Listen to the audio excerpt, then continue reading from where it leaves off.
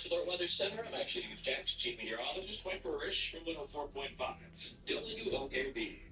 This is 104.5 WOKV, Jacksonville's news and talk.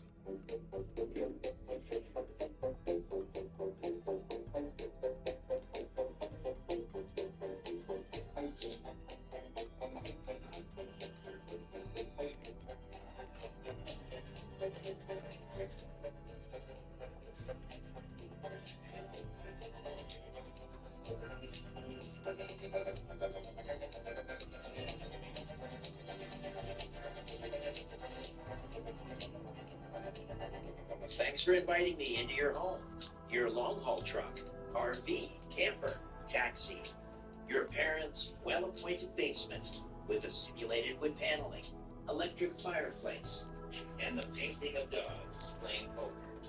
Your loft, that greasy swoop is off the interstate, and your cabin in the woods.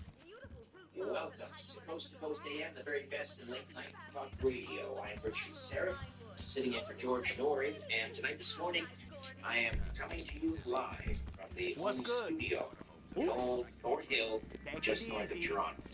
And before we get rolling, birthday wishes going out to my lovely bride of nearly 24 years, the mighty Aphrodite. Happy birthday, love of my life. The beautiful lady that keeps me laughing.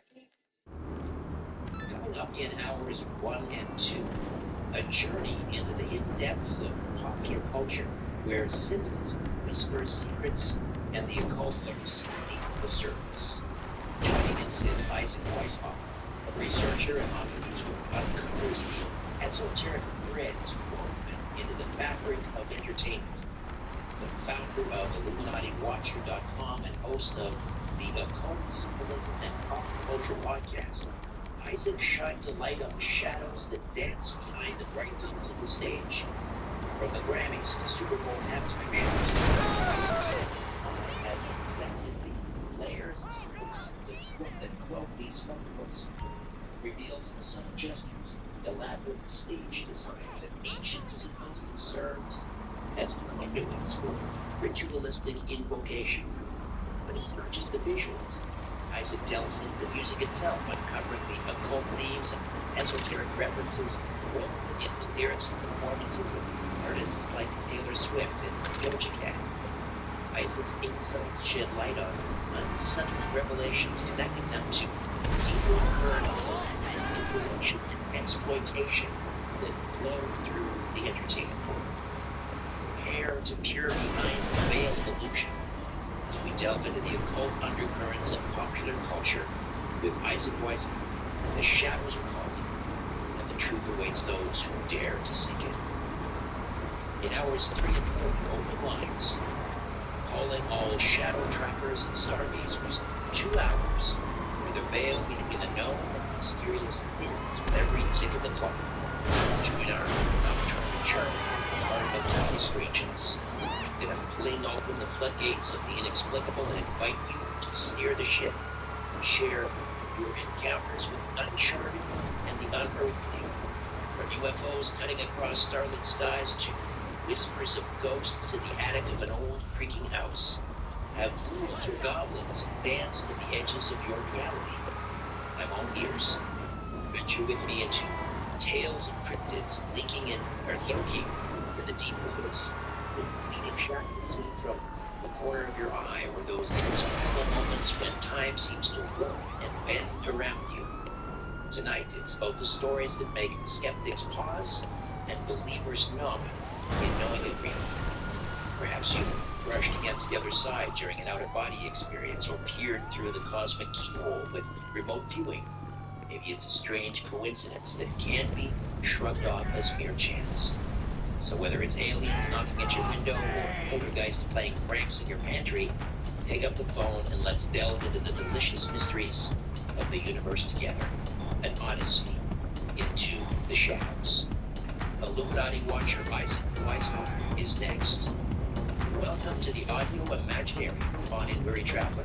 Hang your cloak on a peg, grab a stool, and come gather by the fire. There are stories to be told, and you are among friends. I'm Richard Serra, sitting in for George Lloyd, and this is Coast to Coast AM. Why don't you stay a while?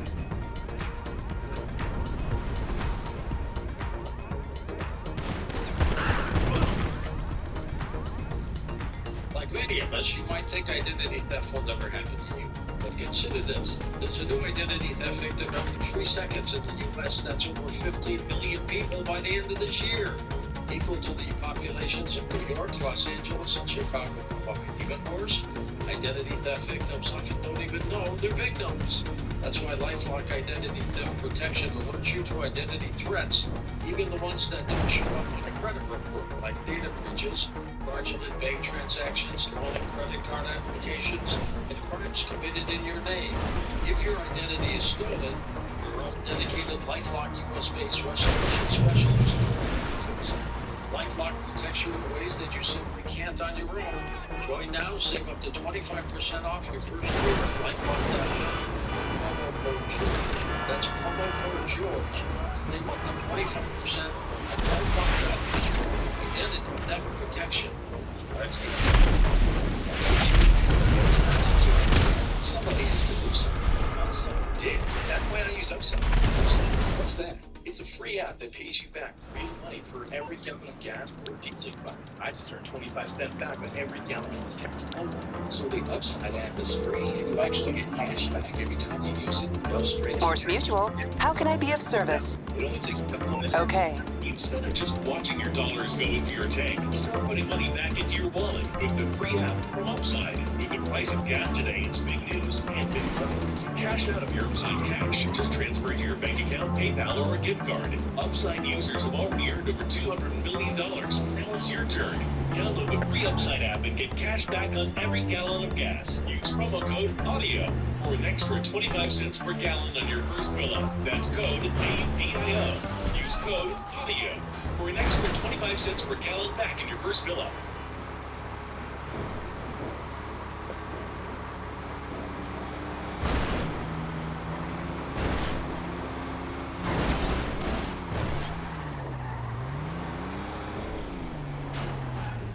Isaac Weishaupt is the founder of IlluminatiWatcher.com and host of the Occult Symbolism and Pop Culture podcast. He's been researching his entire life as an ongoing mission to determine if this reality is the truth or a cunning holographic deception. He's the author of how to hack different books, including The Dark Path, Conspiracy Theories of Illuminati and Occult Symbolism in Pop Culture, New Age Alien Agenda, and Satanic Transhumanism. Aliens who impose in the occult use your illusion. 1. UAP disclosure, spiritual warfare, and manifesting extraterrestrials to entertain. Aliens and UFOs in the occult use your illusion. 2. Symbolism, film, and manifesting extraterrestrials.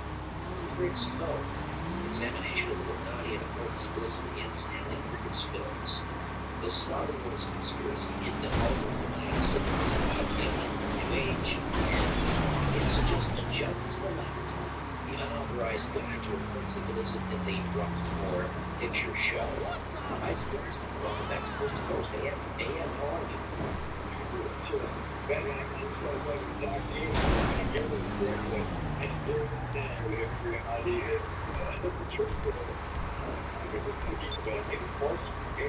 Figured it out.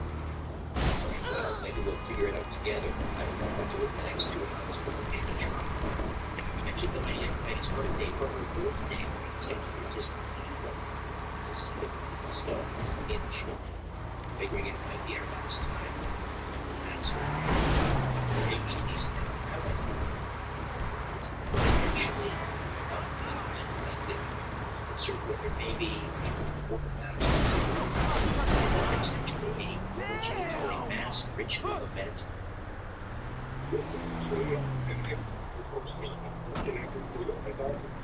I grew up in a household where my father absolutely loved the Rolling Stones and went to their concerts.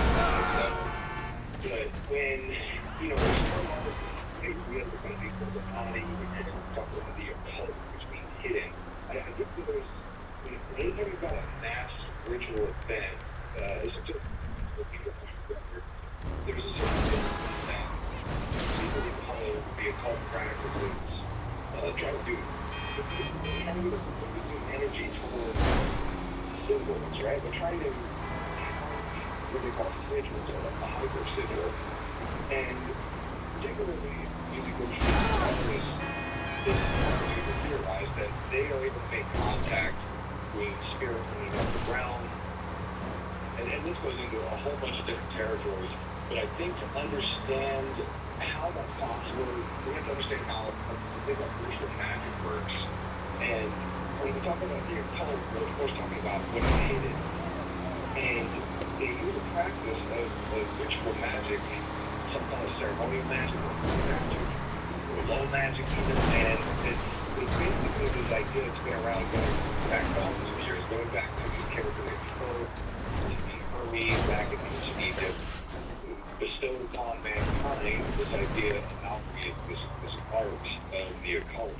And the short version is that people who practice this thing, they believe that they can use ritual magic to penetrate deeper levels of the subconscious mind to bring about changes in the material world, because this Hermes Soul character basically taught mankind that the two things are connected. What's out there in the universe, what's happening here on Earth, they can be connected, and a magician is able to steer the wills of the masses towards the wills of what they want. So when we go to concerts, we just have to pay attention to, okay, are we focusing on these certain symbols, sigils, the ritual involved, or are we just enjoying music? What's the combination of all these things? I mean, you can argue all the experience individually.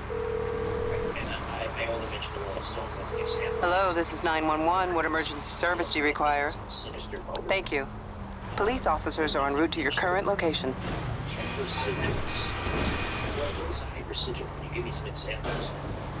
Yeah, so there's when you start getting deep into this sort of territory of the occult, you come across certain characters, and a person named Jeff Peel, which he went by the total pronouns that they then, because of Genesis, believed it sort of fused his names with James and with themselves kind of along. Just, you're talking about a certain, like a magician would think they don't, such a general will think a word, like if they're trying to manifest, well, the word plus, write it out, they put the vowels to the E and the A, and they can be left over with the letters WLTH, and they keep referencing together in the way that the profane, the vowels out there, they're starting to like symbol map or whatever it's saying, and then Johnny Depp has this tattoo, we have other potential people who are into this sort of occult stuff.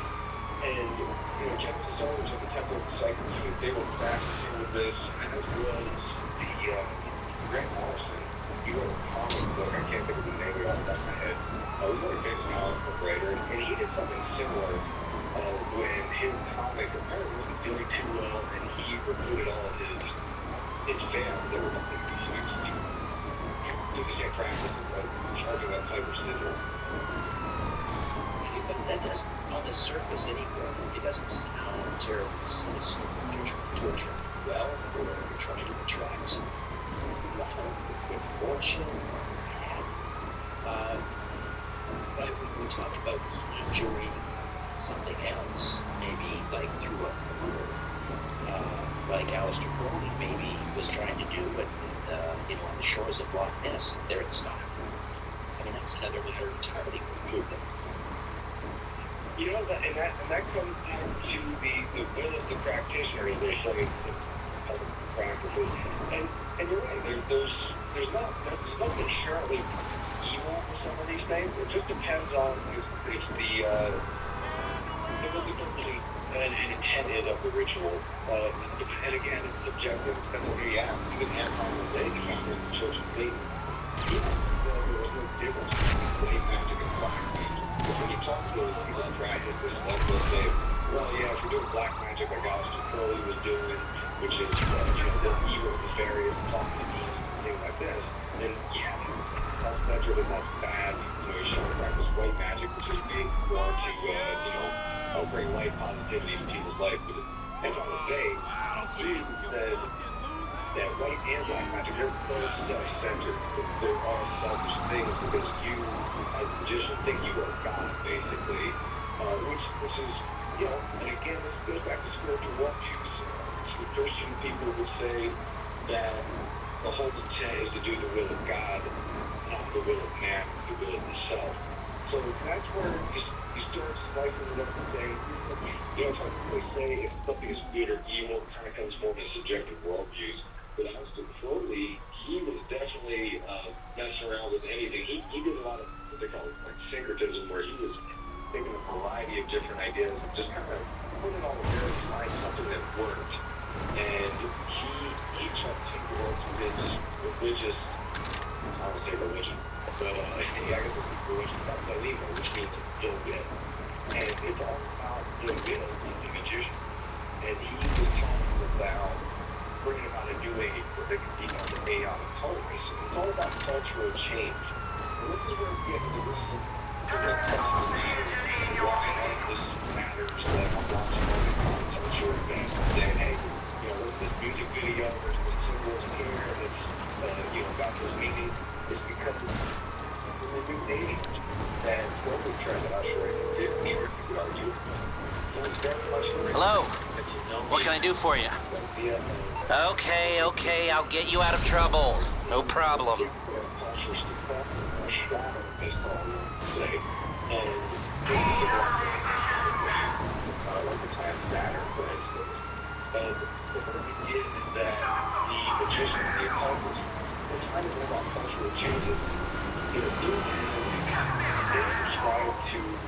This sort of belief in duality where there is a light and a dark, there's a good and an evil, but they think that all are both. People that I gave for explaining that doctrine would be this idea that without darkness, light can't exist. So these occultists, they think that both sides of this duality are equally important. So as opposed to things like this. So, according to the legend, when Aleister Crowley was performing the battling ritual and according to this legend, some sort of an entity and probably from this spirit. Then he mentioned it was that and you know, it was in Jimmy Page, Led Zeppelin, and then everybody was some strange at Crowley's house at Groundskeeper, I think. It was driven by members of his own family. Jimmy Page is into this ritual magic.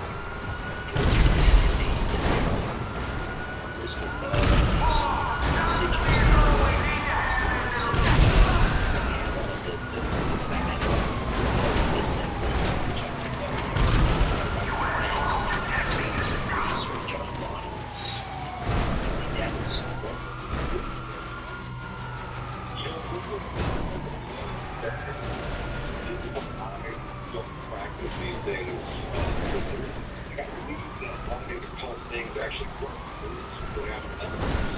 used to do that 26 years ago, and I was able to make contact with these guys. I just was hanging out with the guy that did this. I didn't believe it. And we started to know that voices that are very intelligent. They do exactly what I'm saying. I believe they got this. And you sort of get supernatural, I don't want to say poltergeist, but activity happening. I'm done with this. And that's the issue with it because they were this Abrahamic magic where he would try to pull down angelic spirits and convert them and turn them evil. And I looked at Boleskine is actually named after Baal from the Bible, or some people call it Moloch. It's this deity that they sacrifice children to. But the horrible history of that home at Boleskine is, people were dead, and suicide.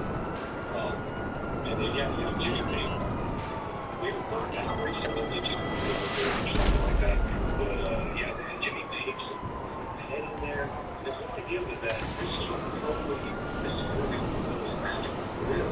And the big claim is that Yo, while you're out there, why don't you take that place for a pair of bolt cutters?